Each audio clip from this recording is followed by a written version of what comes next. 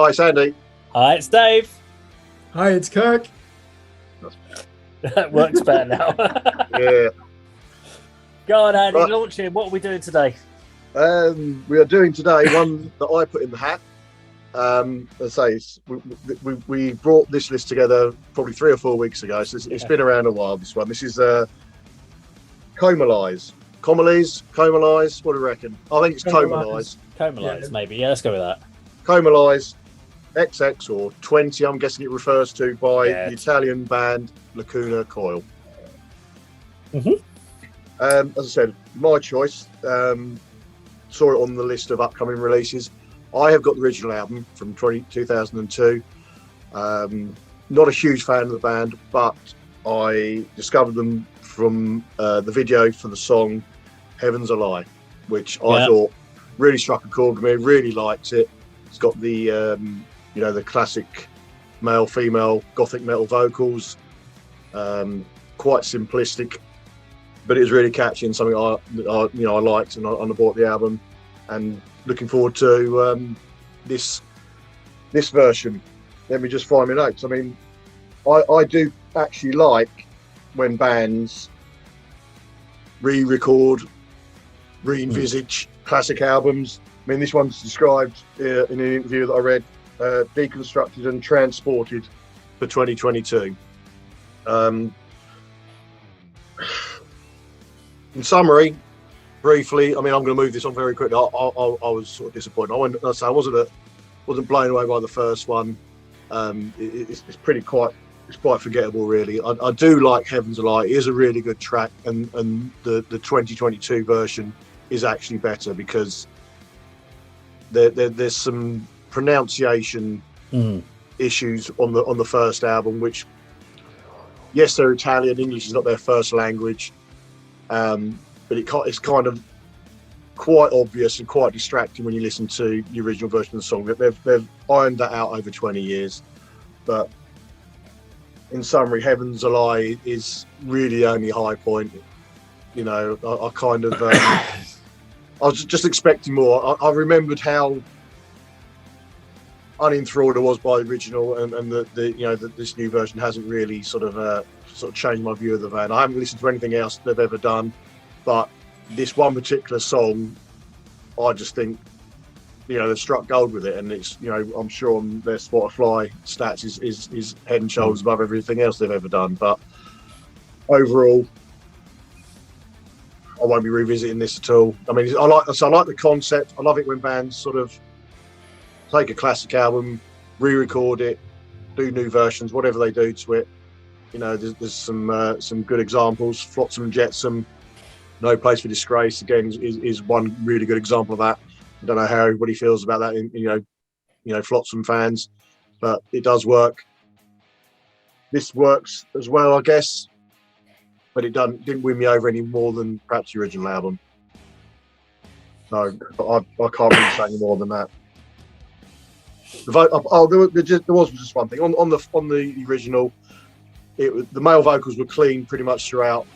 On this version, I think it's the same guy. He's gone for a more sort of death growl, which suits it better in contrast to Christina Scabbia's quite melodic, impressive female vocals. I'll be interested to see what you think. I don't think it's going to go down particularly well with either of you, but Kirk, what do you reckon? This album is so poor. I was walking in the countryside with this streaming, and within 4 tracks, I'm looking, thinking how many more to go. The guitar work is so unimaginative. It's just recorded fifth chords for every song. Anyone could do that. Now, it made me realize is that I don't actually like this band, and I thought I did. like you, Andy. In 2001, 2002, MTV was just dominated by nu metal. And then you have this band come along, Heaven's a Lie. I'd read an interview in Terrorizer, they were citing Paradise Lost and Depeche Mode as their main influences. So I thought, this is a band for me. And the novelty at the time, they had a female singer. And they came from an extreme metal background, or certainly a gothic metal background. And my God, the 2002 album must be mediocre, because this this interpretation of it. Did you say that he's using growl vocals? Terrible. No need to do it in any of these songs. It's just window dressing. So there's nothing that would interest your average metalhead in this album, other than, dare I say it, from a shallow point of view, people lusting over the singer Christina Scabia, who is absolutely stunning. Angelic vocals. I do like Swamped. I do like Heaven's a Lie, but I just couldn't name you any of these songs after track 6. It reminds me of that dreadful Paradise Lost album, Believe in Nothing, where they were on EMI Germany, and the major label were just telling them in which direction to go. They didn't really want to do it, but ended up doing it. Weak choruses, nothing memorable. This is just the same. And you know, this is the genre of gothic metal. I can think of probably 2 other examples of a subgenre of metal that you don't need to listen to after you've heard 5 albums. And they are melodic death metal, which is, to me, unlistenable now. And then besides gothic metal, I would probably say metalcore as well. Once you've heard your Killswitch Engage and a couple more albums, you don't really need to listen to any more. And this is the same. Once you've heard Theatre of Tragedy and mid-90s Paradise Lost, don't even bother with this genre. It's so formulaic. Everything is geared towards the chorus. The guitars are so unimaginative. You get these really futile electronic drum samples in between the songs that are just not needed. They're superfluous. And again, you know, every song's just going to be contrasting the Beauty and the Beast technique of the angelic vocals with harsher vocals. I've heard it a million times. This is not a good album, and it made me realize the original is bland and formulaic, and I really would not listen to this ever again. And if anything, they've even fucking turned into a new metal band. So Kirk, I just want to say, Kirk, don't mince your words and just say it how it is, all right? Yeah, no, it's just so bland, this music. I'm really shocked by how bad it is. So I need to zip it. Dave, can we have some positivity, please? I've got to follow that. Okay. I think the one mistake this band did was including the original album with this album, because you listen to the original and realise how much better it is than the remastered, reissued, re-thought out. Because they've obviously tried to, as you said, they've tried to make it sound like it's a 2022 album. And if that's the case, then all the music in 2022 is very boring and very bland. And I think that we've kind of all come up with that thing. They tried to make everything feel slower. They almost felt like they were trying to give you some doom elements in there at points, and you were like, nah, I quite liked the original song. I don't know why they went down that route, apart from to make a distinct difference, but I don't think a lot of those distinct differences worked. If they'd probably, though, just done it and released it as a separate whatever they want to call re-thought out album without including the old album, you're less likely to go back and start listening to the old album again at the same time. Because I found that because you had it in a list of, or was it all 10 songs, and then the other 10 songs straight after, you end up listening to the new album, then going to the old album, and go, oh bloody hell, the old album's so much better than this. Why did they change it? Why did they have to do this? I'd have actually preferred they'd just done a brand new album, nothing to do with this reissue. I think I'd have much rather heard new music. Saying that, there were 4 songs off of this that I didn't mind, which was Heaven's a Lie, Swamped, Unspoken, and The Prophet Salad. I thought were reasonable. Did you say The Prophet Salad? That's what I've written down. I think that's an I rather than an L. The Prophet said. Said. Well, I'm going to call it The Prophet Salad. There you go. That's the 2022 version. Is that the 22? Sorry. Awesome. That's it. We'll toss the salad. Let's get rid of that. The Prophet Salad. Hey. Come on, ja. Apart from that, I did think the thing is, Christina Scabia is one of my favourite female vocalists. I absolutely loved what she did with A Tout Le Monde when she did that with Megadeth and sang along on that with the, was it 2004, 2005, something, whatever that was, when they did the reissue of that. I thought she was amazing in that song, and I actually think she's got an amazing voice. I'm not a fan of the guy's vocals in Lacuna Coil. I think it's actually how he portrays himself in all the videos. Does this kind of weird stage performance, which I've always kind of pissed me off, to be honest, watching it. So you being a fan of Christina Scabbia's vocals, it means you've obviously listened to more of their material than I ever have. I've listened to about 3 or 4 albums. Yeah. So I have listened to quite a bit more of it. But again, it's mainly all like the main hooky commercial stuff. Now, I'm a big fan of bands like Within Temptation, Nightwish. Well, not as big a fan of Lacuna Coil because there's only certain elements, whereas with Nightwish, I can pretty much listen to most of their catalogue without any problems.